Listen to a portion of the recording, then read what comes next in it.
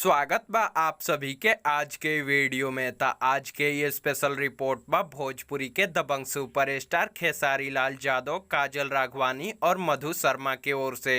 Video शुरू करे से पहले आप लोग के बता दी कि वीडियो पसंद आई तो वीडियो के लाइक और शेयर कर दें। आप लोग के बता दी कि भोजपुरी के दबंग सुपरस्टार खेसारी लाल यादव, काजल राघवानी और मधु शर्मा के आप सभी के बीच में बहुत ही शानदार और जबरदस्त फिल्म आवे वाला बा। जौना के नाम बा बलमुआ कैसे तेजब। आप लोग के बता दी कि ई फिल्म के लीड रोल में आप लोग के भोजपुरी के दबंग सुपरस्टार खेसारी लाल यादव, काजल राघवानी, मधु शर्मा, अमित शुक्ला और भी बहुत सारा कलाकार नजर आई हैं।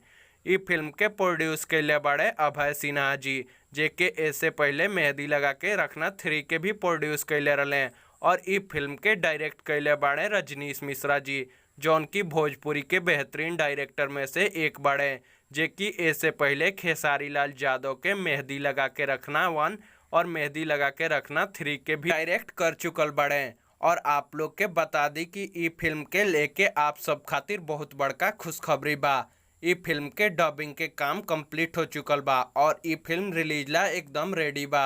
आप लोग के ये भी बता दी कि ई फिल्म के डबिंग के कंप्लीट होखे के जानकारी एक director Rajnish Mishra ji social media के माध्यम से देले बाड़े।